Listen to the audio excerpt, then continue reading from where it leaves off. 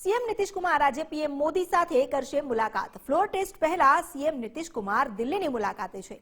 ગૃહમંત્રી અમિત શાહ, જેપી નડ્ડાની પણ તેઓ મુલાકાત લેશે। ફ્લોર ટેસ્ટ અગાઉના આ જે મુલાકાતોનો દોર છે તે અતિ મહત્વપૂર્ણ માનવામાં આવી રહ્યો છે।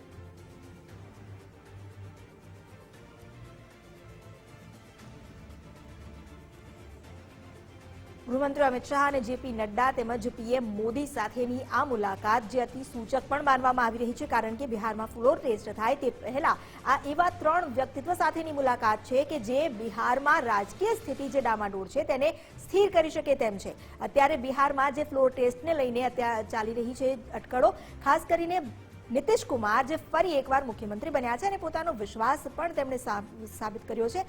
હવે જ્યારે ફ્લોર ટેસ્ટ થશે તે પહેલા દિલ્હીમાં છે અને તેઓ અમિત શાહ, જેપી નડ્ડા અને પીએમ મોદીને મળવાના છે।